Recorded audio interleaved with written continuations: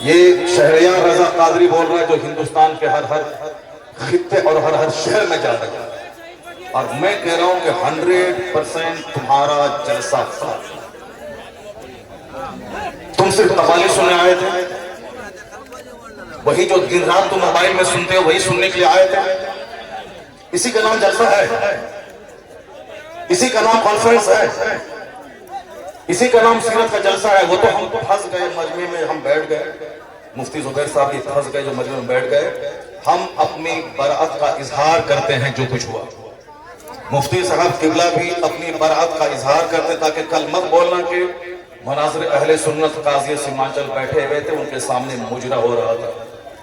ہم لوگ اس سے بری، اگر راستہ ہوتا نکلنے کا تو ہم نکل گئے ہوتے، وہ راستہ نہیں تھا، بھیڑ کی وجہ سے ہم کچل جاتے، اس لیے ہم نہیں نکلے، مفتی صاحب بھی نہیں نکلے۔ باقی جو کچھ ہوا ہم اس سے بری ہیں۔ کل مت کہنا کہ مولانا شہریار بیٹھے ہوئے تھے، ان کے سامنے مجرا ہوا، یہ کیا چیز ہے؟ اور دیوبندی کل مذاق اڑائے گا پورنیہ کا۔ تمہیں معلوم ہے کہ آس پاس میں سارے غیر مقلد ہیں، یہ سب کل مذاق اڑائیں گے بریلیوں کے جلسے، کہیں گے بریلیوں کا جلسہ یہ ہوتا ہے، بریلیوں کا جلسہ یہی ہوتا ہے۔ کیا چیز ہے؟ کیا یہ ناتخوانی ہے؟ یہی ناتخوانی ہے؟ یہ ایگو ہٹا دو، اس کے بعد کیا؟ ایگو تم ہٹا دو، میرے مدرسے کا بچہ اس سے اچھی نہ چاہتا ہے، عربی کالج کا بچہ اس سے اچھی نہ چاہتا ہے۔ حجر کا نام ناتخوانی ہے؟ کیا کیا تم نے؟ سنیت کو بدنام کیا، بریلیت کو بدنام کیا، مسلک اعلیٰ حضرت کو بدنام کیا۔ رات میں کتنے بج رہے ہیں؟ 2:10۔ کتنے بج رہے ہیں؟ ٹائم دیکھو تم، رات کے 2:10 ہو رہے ہیں، 2:10 ہو رہے ہیں۔ حضرت کیا ہوا اس میں؟ تبلیغ کا جھنڈا اسی لیے ہو رہا ہے۔ بیٹھ جاؤ، اگر بہار کی عزت پیاری ہے تو بیٹھ جاؤ، اگر پورنیہ کی عزت پیاری ہے تو بیٹھ جاؤ۔ یہ ڈانس کرنے کے لیے جلسہ ہوتا ہے، چندہ ہوتا ہے، بیٹھ جاؤ سب۔ نعت خوانی وہ نہیں ہے جو تم نے سنی ہے، نعت خوانی وہ نہیں جو تم نے سنی ہے، بھیڑ جٹانے کا نام جلسہ ہے۔ بیٹھ جاؤ سب۔ اب اگر نعت تم نے سنی تھی، اس کو تم نے نعت کہا تھا اپنے حساب سے، تو تقریر کون سنے گا؟ قرآن کی بات کون سنے گا؟ حدیث کی بات کون سنے گا؟ اسلامی تعلیمات کے بارے میں کون سنے گا؟ اگر تم نعت سنے تھے، بیٹھے رہتے، تقریر سنتے، تب ہوتا کہ چلو بھائی پورنیہ کے لوگوں نے نعت بھی سنی اور تقریر بھی سنی۔ ابھی وہ بیٹھنے جا رہا ہے تو تم سب اٹھ کے بھاگ رہے ہو۔ تمہاری وجہ سے ہم لوگوں کی بحثیت پر بدنامی ہوتی ہے۔ بہاری ایک گالی بن کے رہ گیا، جیسے کاروبار کے اعتبار سے سارے لوگ یہاں سے بھیڑ لگاتے ہیں پنجاب دلی میں، وہ تو الگ بات ہے، مذہبی طور پر بھی بہاری ایک گالی ہے، جس کا ہم ہاتھ چومتے ہیں، جس کا ہم پیر چومتے ہیں، وہ ہمارے جلسوں کی حرکتوں کو بیان کرتے ہیں، وہاں تقریر نہیں ہوتا۔ ابھی میں 4 دن پہلے حیدرآباد میں تھا، وہاں میری 2 گھنٹے کی تقریر ہوئی، ایک بندہ نہیں اٹھا، سارے لوگ غور سے تقریر سنتے رہے، پولیس والے کھڑے ہو کے تقریر سنتے رہے، جبکہ وہاں کوئی پرمیشن نہیں تھا، لیکن وہ سارے لوگ غور سے اسلام سنتے رہے، اسلام سیکھتے رہے۔ یہ ہے تقریر، یہ ہے مسلمانوں کا اسلامی جذبہ۔ یہ کیا ہے؟ بس ہجڑ سنے اور بھاگنے، یہ کوئی طریقہ ہے کیا؟ یہ کوئی طریقہ ہے کیا؟ یہ نعت ہوگی کیا؟ نہیں، میں اس سے بری، میں قطعاً کبھی نہیں پسند کرتا ہوں اس طرح کی نعت خوانی کو۔ جو کچھ ہوا غلط غلط غلط۔ اب اگر ذرا بھی غیرت موجود ہے تو بیٹھ کر کے تھوڑی دیر تقریر سن لو، قرآن حدیث کی بات سن لو، اور سارے لوگ زور سے بولے دروشی پڑھیں، اللہم صلی علی سیدنا و مولانا محمد معدن الجود والکرم وآلہ وبارک وسلم صلاۃ و سلام علیک یا رسول اللہ۔ اس طرح کی مجلسوں سے قرآن پاک کی تلاوت ہوتی، قرآن پاک کی تلاوت ہونی چاہیے 1 گھنٹہ، تاکہ مسلمانوں کا سینہ ہل جائے، ان کی آنکھیں آنسو بہائیں۔ یہاں قرآن پاک کی تعلیم کے لیے مدرسہ قائم ہوتا ہے، مدرسے کے جلسے میں قرآن پاک کی تعلیم پر فوکس دیا جاتا ہے، تو ہمارے جلسے بھی اسلامک انوائرمنٹ میں ہوتا ہے، یہاں مصطفیٰ کی حدیث سنائی جاتی ہے۔ یہ بتا دیں کہ تم لوگ یہاں کیا سننے کے لیے آئے تھے؟ یہ ننگے سر کیوں آئے تھے؟ کیا کرنے آئے تھے؟ صرف سبیل برکاتی کو سننے آئے تھے؟ یہاں جس کے صاحب مرتبے کا یہ عالم ہے کہ بڑے بڑے علماء جن کا ہاتھ چومتے ہیں ان کی کوئی عزت نہیں ہے، اور تم صاحب سے ایک دنیادار آدمی کی ناس ہو گئے. تم معلوم ہے تمہیں کیا سب ہو رہا ہے؟ تقریر سنو، حدیث سنو، اور اپنے اسٹیج اور اپنے ڈسٹرکٹ کو بدنام مت کرو. یہ جلسہ ہے قوالی کی محفل نہیں، یہاں قرآن پاک کی تلاوت ہوتی ہے. آدھا گھنٹہ تک قرآن پاک کی تلاوت ہونی چاہیے، سرکار دو جہان السلام کی حدیث پاک کی روایت ہونی چاہیے، اسلامی تاریخ بیان کرنی چاہیے. اب جلسہ شروع ہو رہا ہے، یہاں سے غور سے سنو.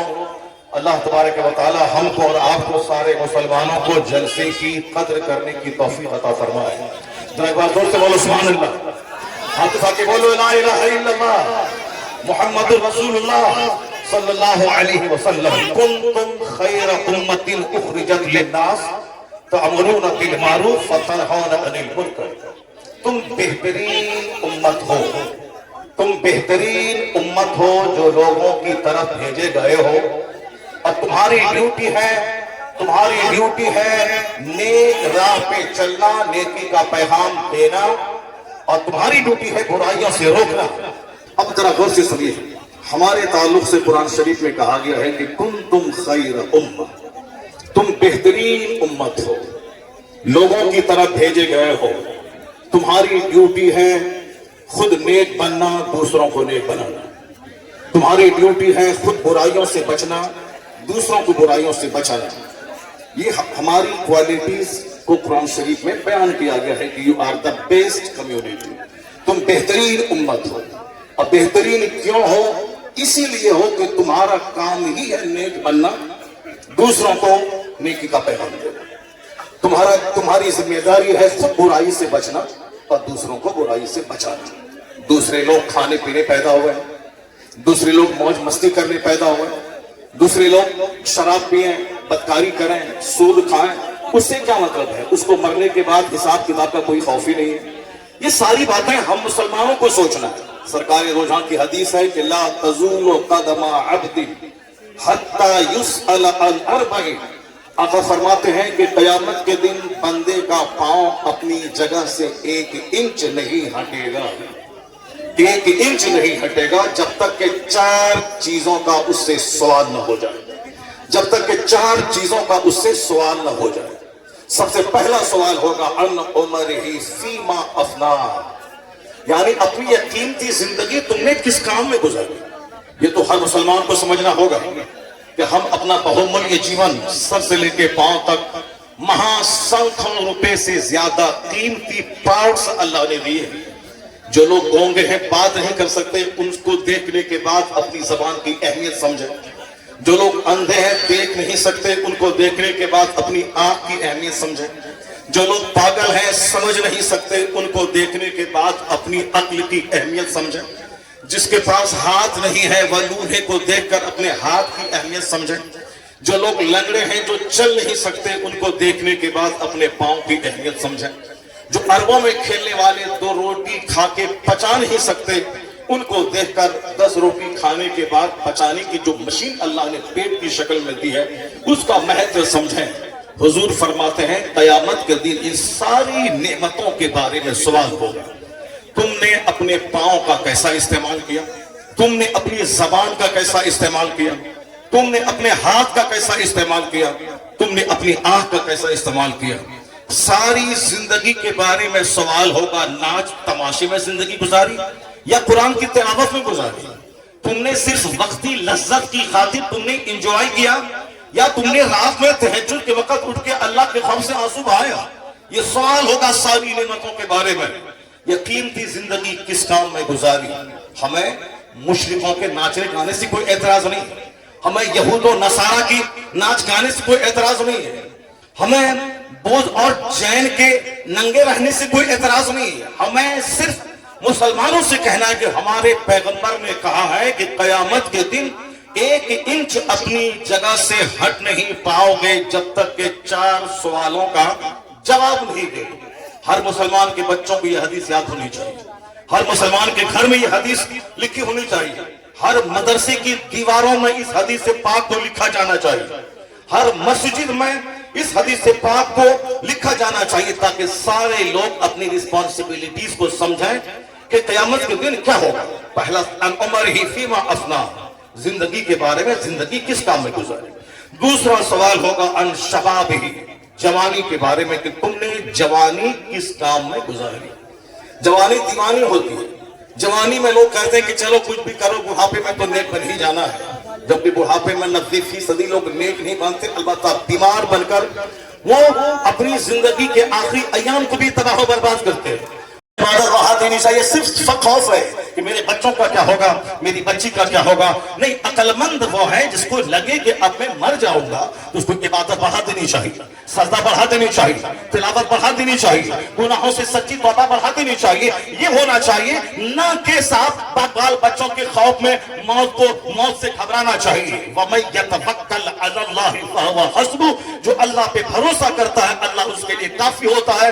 قرآن میں آیا ہے لا تقتلوا اولادکم خشیۃ املاق، غریبی کے ڈر سے بچوں کو قتل مت کرو، میں تجھے بھی روزی دیتا ہوں، تیرے بچوں کو بھی روزی دوں گا. روزی دینے والا اللہ ہے. وہ امریکہ کا کھرب پتی، اس نے سوچا کہ اب جب مجھ کو مر ہی جانا ہے تو اب کیوں نہیں صدقہ تو خیرات کر کے میں مروں. اپنی دولت کا ایک بڑا پارٹ میڈیکل ایکسپرٹ کے خرچ پہ انہوں نے ڈونیٹ کیا کہ نئی نئی بیماریاں اور اس کے علاج اور ٹریٹمنٹ دریافت کرنے کے پیچھے میری دولت کا ایک بڑا حصہ خرچ ہوگا. انہوں نے ایک اسکول بنوایا، غریبوں، مسکینوں، معذوروں، بیواؤں کے بچے اسکول میں پڑھیں گے، فری تعلیم. انہوں نے ایک بہت بڑا حصہ اپنی دولت کا ہاسپٹل پہ وقف کیا، یہاں غریبوں، مسکینوں، معذوروں، کم پیسے والوں کا علاج ہوگا. یعنی اپنے پیسے کو غریبوں کے لیے، سوشل ویلفیئر کے لیے، چیریٹی کے لیے انہوں نے دروازہ کھول دیا. اس کو ایسا محسوس ہوا 2-3 مہینے کے بعد کہ اندر سے اس کا کینسر کا زخم ہلکا ہو رہا. یہ دا ٹائمز آف انڈیا جو ہندوستان کا انگریزی اخبار ہے، ہمارے بچے تو ایم اے کرنے کے بعد بھی ایک جملہ انگریزی نہیں بولتے ہیں. جس کو ہونا تھا ڈی ایم وہ چپراسی کی بھی نہیں بن پائے، جن کو ہونا تھا سائنٹسٹ وہ گلی کوچے کا دل پھینک عاشق بن گیا. امریکہ کا یہودی ایک ایک منٹ کا صحیح استعمال کر کے دنیا کو مائکرو فون دے، دنیا کو ہوائی جہاز دے، اور ہمارے وہ بچے جس کے پاس تھی میرٹ ڈی ایم بننے کی، وہ صرف موبائل چلا چلا کر کے وہ بچے ہمارے گلی کوچے کے دل پھینک عاشق بن گئے. کسی قابل رہے ایک بچہ ہندوستان کا اگر آئی ایس آفیسر بنتا ہے تو 40 کروڑ مسلمانوں کا کلیجہ ٹھنڈا ہو جاتا ہے. وہ کما کے اپنے باپ کو دے گا مگر نام پوری مسلم سوسائٹی کا ہوتا ہے. ہماری میجورٹی ہمارے نوجوانوں کی موبائل چلا چلا کے ڈی ایم تو نہیں بنی، البتہ اپنی جوانی میں آگ لگا دی، اپنی سوچ اور فکر میں آگ لگا دی، اپنے صحت کو تباہ و برباد کر دیا، اپنے خاندان کی ناک مٹی میں ملا دی. موبائل کا استعمال ضرورتاً ہو، 24 گھنٹے اس میں گھس کے نہ رہے. ٹوائلٹ کا استعمال ضرورت ہو، 24 گھنٹے ٹوائلٹ میں گھسنے والا تباہ و برباد ہو جائے گا، صحت ختم ہو جائے گی. یہودی ایک ایک منٹ کو قیمتی سمجھتے ہیں تو ذلیل قوم دنیا میں سب سے مالدار قوم ہے. جبکہ نمازوں کی پابندی ہمیں وقت کی قدر سکھاتی ہے، جبکہ سحر اور افطار کا سسٹم وقت کی قدر سکھاتا ہے، جبکہ زکات کا مینج ہمیں ایک ایک منٹ کو قیمتی سمجھنے کا پیغام دیتا ہے. 1 منٹ پہلے دانا حلال، 1 منٹ کے بعد دانا حرام، یہ ہمیں پنکچولیٹی سکھاتا ہے. مگر عقل رہے تب میں ان باتوں پہ ہم غور کریں. ہمارے پاس تو غصہ بہت زیادہ ہے، ہمارے پاس جذبات بہت زیادہ ہے، ہمارے پاس چھوٹی فکری کی وجہ سے ہم جو لائق تھے اس لائق نہیں بن پائے. امریکہ کا کھرب پتی، انہوں نے دولتوں کا ایک بڑا حصہ اسکول پہ، ہاسپٹل پہ، غریبوں کے راشن کے کٹ پہ اور میڈیکل ایکسپرٹ کی ٹیم بیٹھا کے تاکہ نئی بیماریوں کا علاج کھوج کرنے کے لیے وہ ٹیم خاص رہے. ان کو ایسا لگا جب سے وہ چیریٹی، صدقہ و خیرات کا کام شروع کیا، اندر سے اس کے بدن کا جو کینسر تھا اس کا مرض دور ہونے لگا. 4 مہینے کے بعد انہوں نے ٹیسٹ کروایا، اس کے اندر کا کینسر ختم ہو چکا تھا. اب وہ شخص دنیا والوں کو بتایا کہ دنیا والا گواہ رہے، دنیا والا گواہ رہے کہ چیریٹی سے بیماری کا علاج ہوتا ہے، صدقہ سے بیماری کا علاج ہوتا ہے، خیرات سے بیماری کا علاج ہوتا ہے. انہوں نے کہا خیرات سے بیماری کا علاج، بیماری کے علاج کے جتنے طریقے ہیں اس میں سب سے بڑا طریقہ یہ بھی ہے کہ چیریٹی اور خیرات سے بیماریوں کا علاج ہوتا ہے. صدقہ تو خیرات سے مریض صحت مند ہوتے ہیں، صدقہ تو خیرات سے مریض صحت یاب ہوتے ہیں، صدقہ تو خیرات سے مریض صحت یاب ہوتے ہیں. انہوں نے ساری دنیا کو بتایا. ہمارے شیخ آ گئے, ایک دوسرے شیخ کی آمد ہو گئی, جو برکاتی خانوادے کے شیخ ہیں وہ آ گئے, اور شہزادے اعلیٰ حضرت وہاں بیٹھے ہوئے ہیں. بس میری گفتگو ختم ہونے والی ہے, اس کو غور سے سنیں گے. تو ہم پورے ہندوستان میں جاتے ہیں, پورے مسلمانوں کا درد سینے میں موجود ہے, کہاں کیا حالات ہیں وہاں اس حالات کا مشاہدہ کرتے ہیں. تو ہم اپنے غصے کے مظاہرے کے لیے نفس کی تذکیر کی خاطر نہیں دیتے ہیں, صرف ملت کے لیے, قوم کے لیے, مسلک کے لیے ہم اپنے لوگوں کے سامنے اپنی کمزوری بیان کرتے ہیں. ذرا غور سے سنیں. جب انہوں نے کھرپتی نے کہا کہ میرا مرض اچھا ہوا, علاج کے جتنے طریقے ہیں, ایلوپیتھک, ہومیوپیتھک, صاحب جڑی بوٹی, آیوروید, سب طریقے ہیں علاج کے, مگر صدقہ تو خیرات علاج کا ایک زبردست طریقہ ہے. تو جو بات جان ڈی راک فیلر نے آج کہی, یہی بات مصطفیٰ نے 1400 سال پہلے کہی تھی کہ داؤ مرضاکم بالصدقہ وحسنوا اموالکم بالزکاۃ. مصطفیٰ نے کہا اپنے مریضوں کا علاج صدقہ کر کے کیا کرو. تو آج 1400 سال کے بعد امریکہ کا کھرب پتی اپنے تجربے سے دنیا کو بتایا کہ صدقہ سے ایک بیمار ٹھیک ہوتا ہے. جو بات مصطفیٰ نے 1400 سال پہلے کہی, وہ امریکہ کا کرسچن ذاتی تجربے سے بتا دیا کہ مصطفیٰ کا قول سچا ہے, مصطفیٰ کا مذہب سچا ہے, اور خیرات سے علاج ہوتا ہے. تو آج جیسے دانشوروں کے بیچ مصطفیٰ کی حدیث کی صداقت سامنے آ رہی ہے, کلمہ پڑھنے والوں کی تعداد میں زبردست اضافہ ہوتا چلا جا رہا ہے.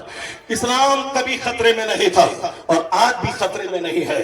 جیسے جیسے علم بڑھ رہا ہے, جیسے جیسے ریسرچ بڑھ رہی ہے, جیسے جیسے تحقیق بڑھ رہی ہے, ویسے ویسے مصطفیٰ کے غلاموں کی تعداد میں اضافہ ہوتا جا رہا ہے. اسلام کے تعلق سے آپ بے فکر ہو جائیں, اپنی فکر کریں کہ میرا مرتے وقت کیا ہوگا, میرا قبر میں کیا ہوگا, میرا حشر میں کیا ہوگا, کل اگر میں مر گیا تو میرا کیا ہوگا. اسلام کے بارے میں زیادہ فکر کرنے کی ضرورت نہیں ہے. اسلام بہت زندہ تابندہ مذہب ہے. پوری دنیا کے ہر گوشے میں, ہر خطے میں اسلامی چراغ روشن ہو رہا ہے.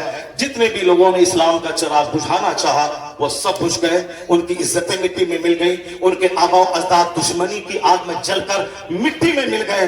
اسلام مسکرا رہا ہے, مدرسہ مسکرا رہا ہے, مسجدیں مسکرا رہی ہے, اذان مسکرا رہی ہے, ہمارے مشائخ کے چہرے کی داڑیاں, ان کے سروں کی پگڑیاں مسکرا رہی ہیں. کبھی اسلام خطرے میں نہیں تھا, اور آنے والے وقت میں بھی جیسے جیسے علم کا اجالا پھیلے گا, مصطفیٰ کے غلاموں کی تعداد میں اضافہ ہوتا چلا جائے گا. ہے نور خدا کفر کی حرکت پہ خندہ زن, پھونکوں سے یہ چراغ بجھایا نہ جائے گا. اللہ تبارک و تعالی مدرسہ غوثیہ سراج العلوم کو سلامت رکھے, مولانا قاسم الحق صاحب کو سلامت رکھے, ان کے مدرسے کی محبتیں علاقے کے سارے مسلمان کے دلوں میں عطا فرما دیں. یہاں کے سارے منتظمین, اراکین اور تمام پڑھنے والے بچے, سارے اساتذہ, سبھوں کو اخلاص کے ساتھ دینی خدمت کرتے رہنے کی توفیق عطا فرمائے.